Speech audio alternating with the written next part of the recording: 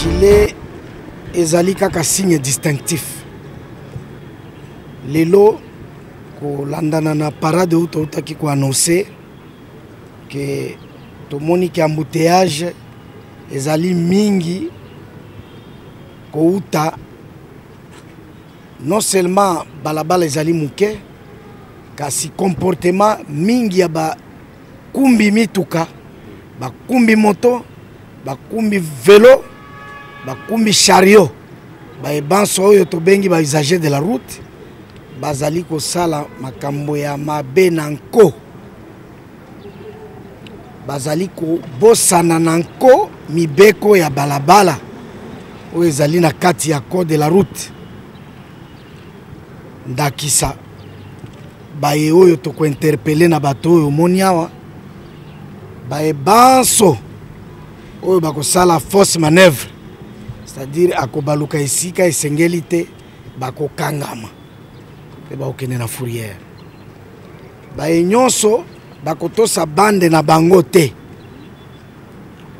azali ko tambola nyoka nyoka, mutuka etambolaka alignement kolanda na direction na ye esika aza kokende yende ayebi ye mukumbi tina ya kotambola nyoka nyoka ezali te. Mauvais dépassement ezali te, tambola soko ko dépasser ezala ya malamu, soki eza mauvais dépassement bakotia o maboko. Mituka nyonso esengeli oyo ekoti na balabala o s'assurer que eza en bon état. Soki ezali pe en mauvais état bako interpeller yango et kokota na fourrière, parce que biloko wana ekufaka esika elingi pe créer embouteillage. Oyo nyonso ekotosa feu rouge te bapekisi yo bapesi moninga ya droite nzela yo oza na gauche okoti kaka okutani na ekipe wana bakokanga yo.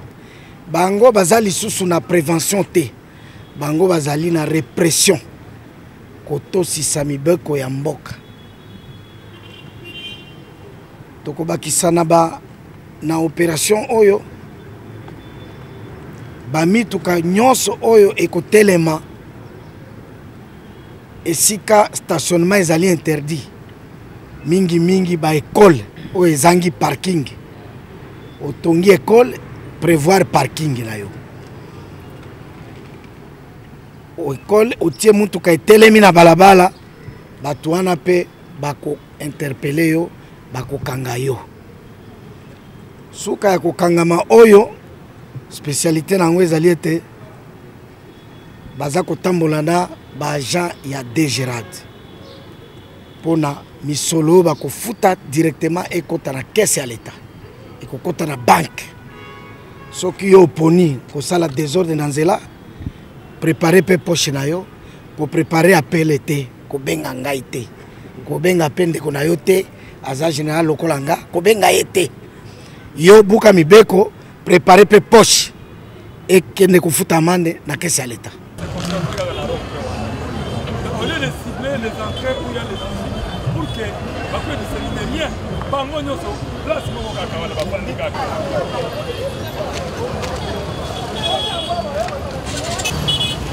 Hey, allez, toquez! Oh, toquez!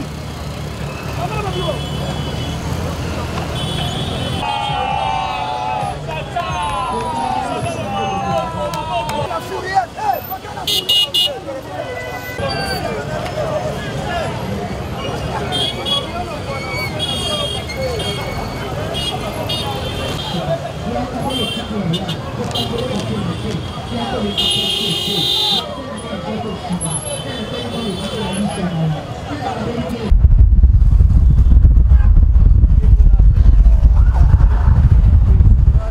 Africa Cool, la chaîne authentique.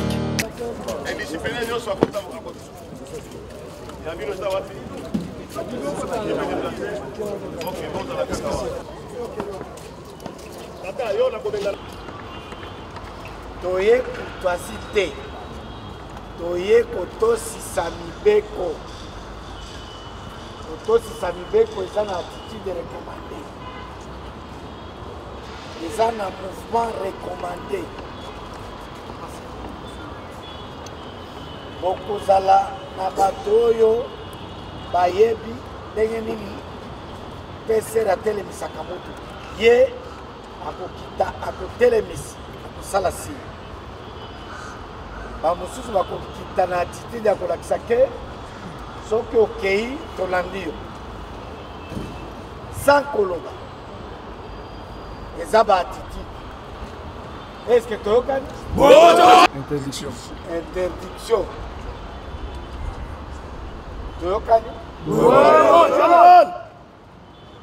Ya moni pano ki awa bapekisi kotelema ya ye kotelema oswana na ye te ya azoswana na mibeko. Est-ce que toyokani? Kopesa ye okazo te aswana na policier, kopesa ye okazo aswanisa yo te, tika ye aswana na mibeko, aswana na basignon na basignalisation.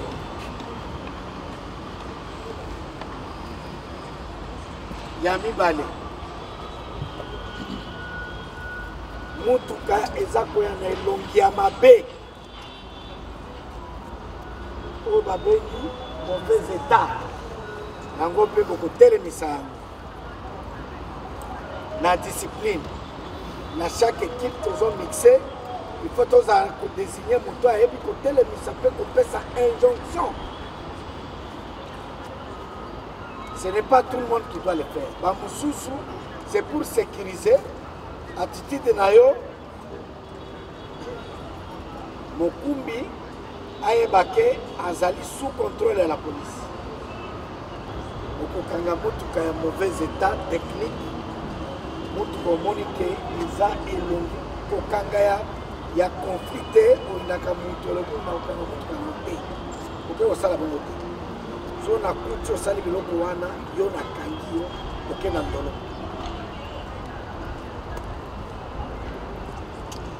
Motuka ya mabe bongo mituka oyo bande na ye yango oyo azosalaka nyamunyamu, non respect de bande. Balabala nyonso eza na nombre de bande. Okomona bande na bino yango oyo bozokende, moto aza kouta kuna azoya kogene bino wana azoswana na mibeko, azoswana na yo te. Est-ce que toyokani?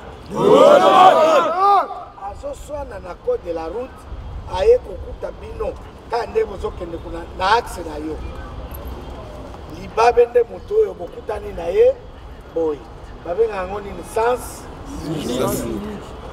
azala nani yo ndo kotala. Soki osi omoni aza moto ya bainfluence nde chauffeur ozwi position deja ya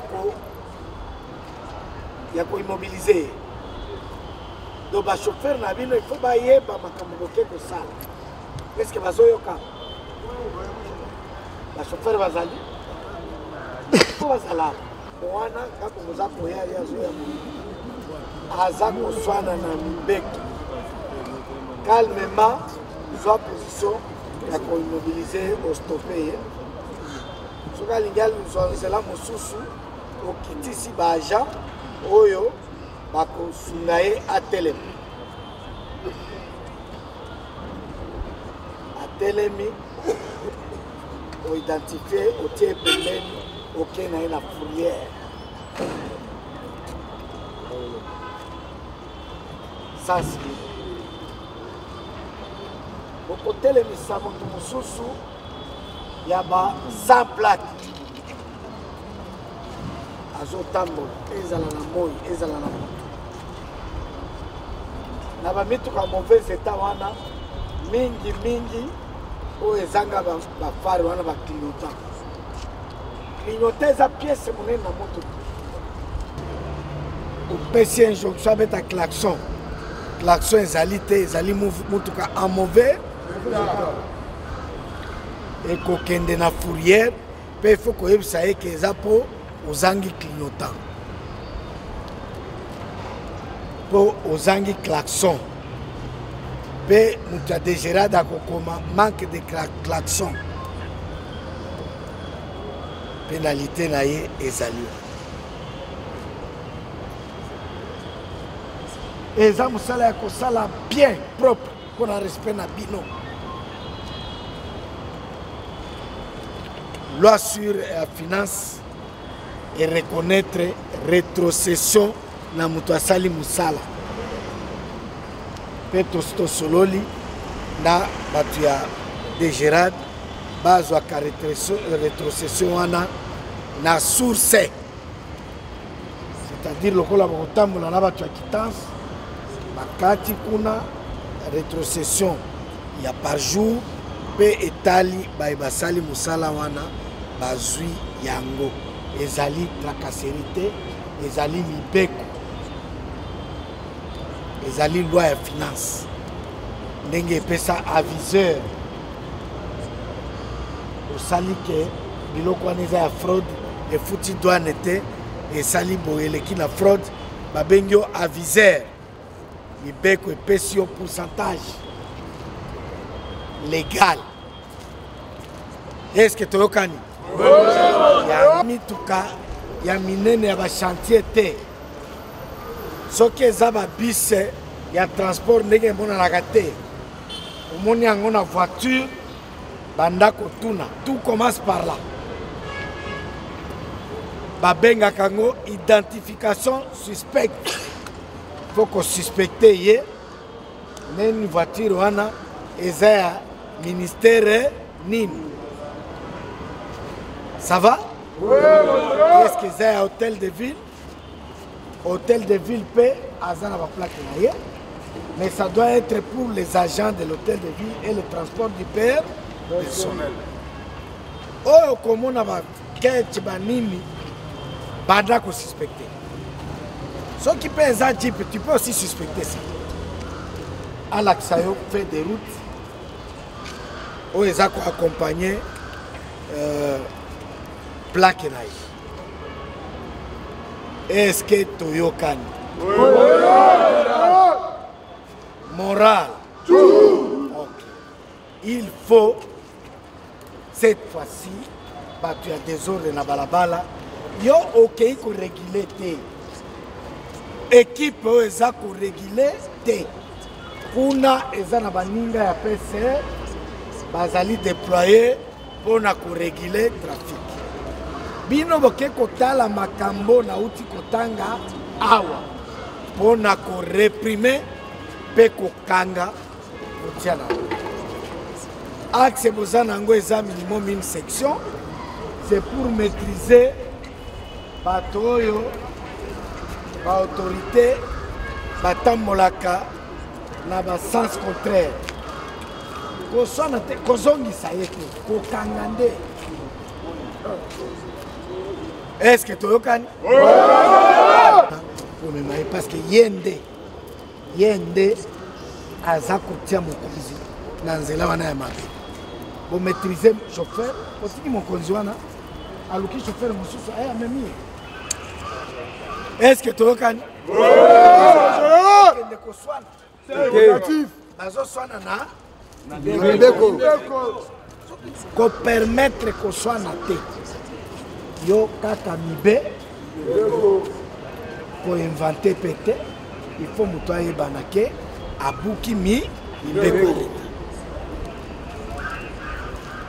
cordon na bino ya surveillance oyo ezali lieutenant Telanto ayebi mosala oyo asala yango mingi il faut lui faire confiance makambo nyonso bokozwa bobengi ye nani mais bapremier rappel ye oyo nde chef na bino aza charge sikoyo ya ye eza baaxe nyonso ye azoleka kocontrole ndenge nini bozosalela mosala yango nazwi bajemi parce que nayebi ke boza formé mpe boyebi comment aborder une situation pour moto atosa axe ya baramoto tobakisi bacamion remorke ya minene na axe nyonso esika ozali na moi toyebisi bakolo mituka wana bacircule basorganize basala déchargement na bango na butu sous surveillance ya la police batie na entrepôt na moi mituka ya mike eza kozwa na entrepôt ememi na badépôt ya mike mike, c'est-à-dire que bokokutana te na circulation ya baremorke kuna remorke okuti yango na circulation aza kogene kanga yango tia na fourrière préparer quittance na ye koswana te préparer quittance na ye chaque section ekotambola na baquittance nango et une fois tu es en fourrière directement bokati quittance oyo eza conforme afuta amande na ye. Ce sont des quittances aux OPJ mobiles. P3, à chaque section OPJ, agent de gérant pour taxer les contraventions. C'est comme ça qu'on va aider les usagers de la route à comprendre ce qu'ils doivent faire. Batuazo kende section ya Kitambo. À partir de la section Kitambo komata Nguma na Kitambo komata Mojiba. Les deux sections tozo mata na bango sikoy. Kubanda kokanga ba moto nyonso ekangi balabala. Est-ce que toyokani? Ekangi balabala koswana te ezande kokanga ye pona nini po akangi balabala. Wana on va le faire avec les deux sections et kokanga bakanga na désordre te okangi moko ya liboso bamoni ke moto na ye ekangami ekei na fourrière pona kotia parking na kati ya ba esili koswana te ye ndako ye batango bakangi moto na ye soki lobi lisusu akoya kotelema wana biso tokwa bango bazaka kokanga batu ya wana soki batie discipline nde tokei kosurveiller Mojiba na makambo nyonso na uti kolo tuko eza concerné. J'ai dit attitude ya yo na sina lobi hein? Tala photo ya mwasi na bana na yo balobi tia mutuka na fourrière tia mutuka na fourrière bato bokangaka okomona otike me afilmaki yo kaka bango nde bateka bino pa biso okangaki me apointaki yo lokola eza basection koni yeba ke tokoyeba kaka so toyebi yo lelo te lobi tokomona yo te eza mission ya répression l'attitude compte oyo namoni kaka deja akangi est-ce que tozoyokana malamu bino boza bato te ya kosala biloko kamona oyo na bageste kuna mitu na kati ya mituka bato oke kosala nini na moto balobi moto akointerpele azali apesi injonction otie pembeni mosusu bazosurveille osomona moto bazoyebisa otia pembeni tout le monde section mobimba bootala ye na motu na ya koloba nini na bankanisi na ye si akoloba ifo na tosa kaka kotala bato nyonso nde baotala kaka kotala natindi kuna moto yo c'est quoi? C'est pas un langage de la police. Monsieur, suivez l'injonction de l'agent qualifié. Bino Moussous Bozota. Bozota la nini. Ndenge nini azako s'exécuter. Nakota la wana okomona c'était des criminels. Ayebi bien que mando keza na kati na ndenge bo immobiliser. Omoni te que so bozota la ye. Moyen à réagir bino na mabe ekozala te. Tala musala tango zo sala musala ngo na mayele nyonso oyo balakisa yo. Ce qu'on a identifié, c'est un criminel, attendons la mindou qui a livré un criminel là. Mais à Koutani, pas la surveillance. À Titi, tant que vous êtes pembeni, à Kokanisa, Oyebi, qui est Azala Mandoki, il faut réagir. Ce qu'on s'allie en a boulé. Tu peux perdre. Quand on est engagé,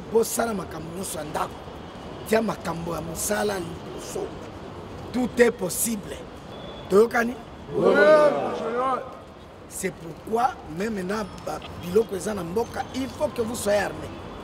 Chaque section, on a 4. Et puis, on a dissuasion.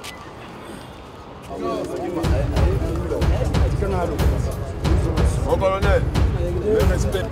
Les disciplinaires sont contents.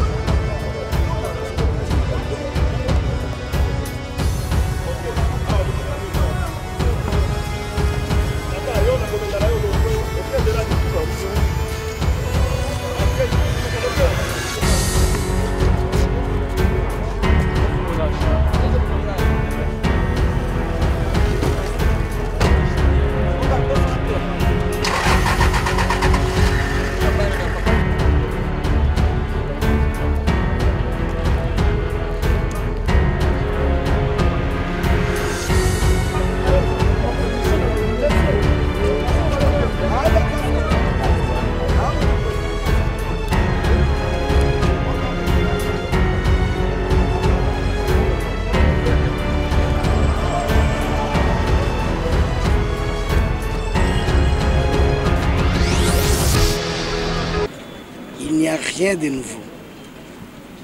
Il s'agit seulement des dispositions pratiques pour mettre hors d'état de nuire tous les inciviques routiers. Il s'agit d'interpeller et de mettre à la fourrière tous ceux qui vont violer les codes de la route. Comme vous le savez, ils le font sciemment. C'est ainsi que nous venons d'identifier quelques secteurs qui nous posent des problèmes dans le sens de ce non-respect du code de la route.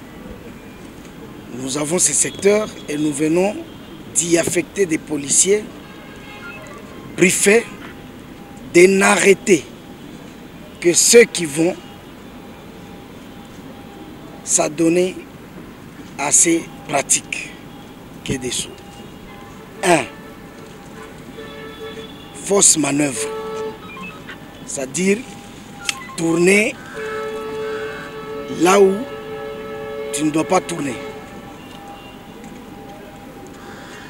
Il faut qu'il y ait un rond-point, un carrefour, tu tournes. Au milieu, tu fais la fausse manœuvre, ils peuvent t'interpeller. Le non-respect des sens giratoires, ça concerne toujours les feux rouges. Là, vous brûlez les feux, vous êtes interpellé.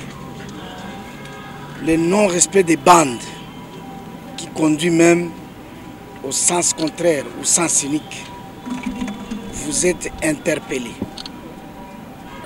Conduire un véhicule en mauvais état et l'abandonner là où il n'y a pas un arrêt et où l'abandonner là où il n'y a pas un arrêt, vous êtes interpellé. dire, même les écoles qui n'ont pas de parking, ils doivent prendre les dispositions dès maintenant. Parce qu'ils sont à la base de beaucoup de refoulements dans leur quartier opérationnel. Voilà. Je dois préciser que c'est une équipe qui ne demande pas de permis de conduire. Parce que c'est ton comportement là qui va leur prouver que tu n'en as pas. Quand tu violes le code de la route, ça permet aux policiers de t'interpeller parce qu'on va directement déduire que tu n'as pas de permis de conduire et que tu n'as pas un véhicule en règle. Nous ajoutons ceci à ceci, la circulation des véhicules sans plaque d'immatriculation et ou avec mauvaise plaque ou fausse plaque. Par fausse plaque, je vois tout véhicule ancien qui n'est plus en circulation et dont on retire la plaque pour servir un nouveau véhicule. Par fausse plaque, j'entends aussi une entreprise criminelle qui fait en sorte qu'ils prennent deux plaques, ils compliquent les numéros du début et de la fin. Au fait, tu vas te retrouver avec une plaque qui n'existera jamais. Ces genres de véhicules sont aussi identifiés. Il y a des laboratoires comme ça et ceux-là sont aussi concernés. Voilà, en bref, l'opération d'aujourd'hui qui vient d'être lancée. C'est une opération encadrée par les recettes de l'État. Quand vous êtes à la fourrière, immédiatement, il faut vous attendre que vous aurez une note de perception à payer à la banque. Et là, il ne faut plus espérer l'intervention. Parce que ça, ce sont des imprimés de valeurs qui, pour les avoir à l'hôtel de monnaie, l'État paye. Et quand on fixe, c'est toujours conforme à la nomenclature.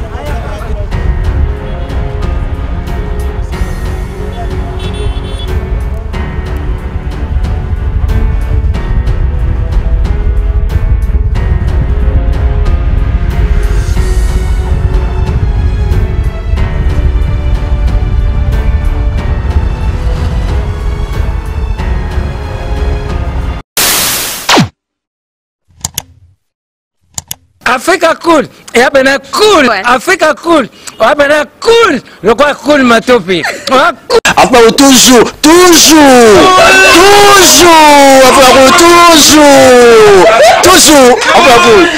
c'est bon. Et ça chaîne est bien, et puis vous êtes très rapide.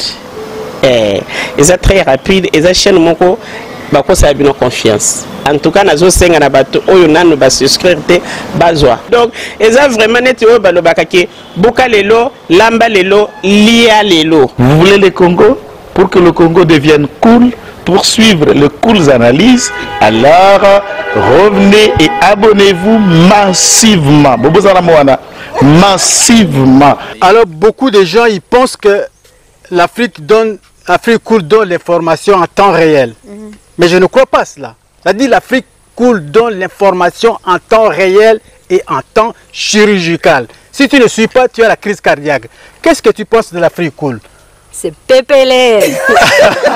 Africa Cool, c'est la destination de prédilection pour une communication optimale. Longo Dianabino Mama. Africa Cool Télévision est une chaîne qui est en train de réunir toutes les tendances. Donc les chrétiens s'y retrouvent, les païens s'y retrouvent, les politiciens s'y retrouvent, les femmes ménagères s'y retrouvent. Donc Eza Eloro na biso to sepela ranango yango chaque fois son aye na Kinshasa il faut na mona Africa Cool. Et moni ba chaîne oza impartial. Et le rôle à Babino, vous méritez le soutien de la population ainsi que des institutions complètes. Bisognoso, tous s'abonner à Afrique Cool. Afrique Cool, Zengo, Afrique Cool, merci beaucoup, l'idée. Non, je remercie en tout cas Africa Cool leur support et on leur souhaite bonne chance pour la suite. On leur souhaite le plein succès. I'm coming from Johannesburg. I'm one of the subscribers of Africa Cool. This is a great channel. You watch news that are very fast. I would like to ask everybody to subscribe and then stay tuned. Thank you very much. Placer un petit mot par rapport à la récompense Oyo. Je félicite très sincèrement Africa Cool. Voilà. Je n'avais pas opéré le mauvais choix. Voilà. J'avais recommandé, je me rappelle que je disais que c'était une destination de prédilection pour une communication optimale d'excellence. Voilà. Nazanga Mogotala, YouTube Yemogo. Africa Cool, et abena cool, Africa Cool, abena cool, le quoi cool matopi. Après toujours,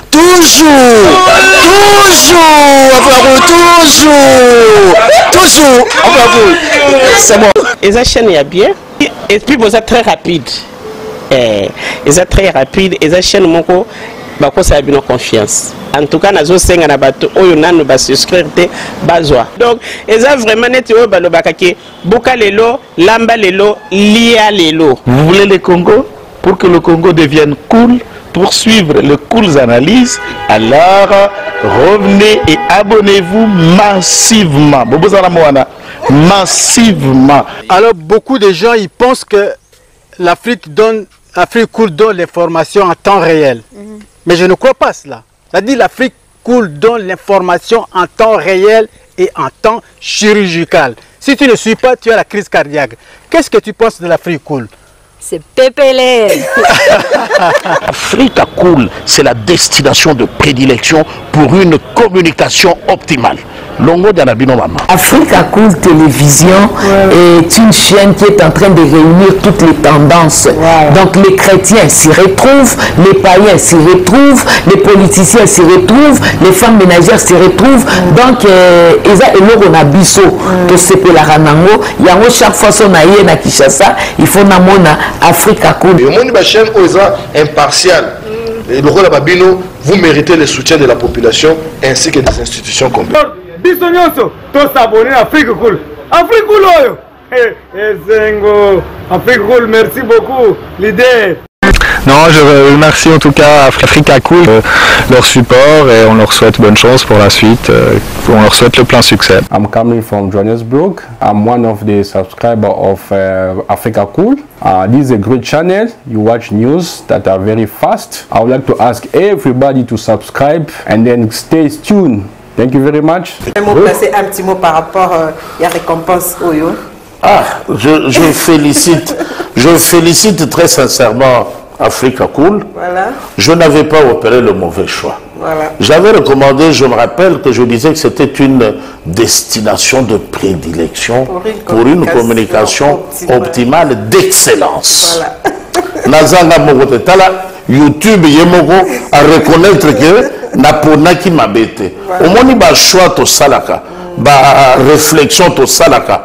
Tu as abonné à Africa Cool. Voilà. Comme ça, tu partages. Bravo Africa Cool. Merci beaucoup. Bravo Bino. Tu dois s'abonner parce que trophée Ezali à Bino. Ezali partagé. Voilà. Moi, je me sens aussi copropriétaire. Il y a un prix Oyo. Voilà. Bravo Africa Cool. Merci beaucoup.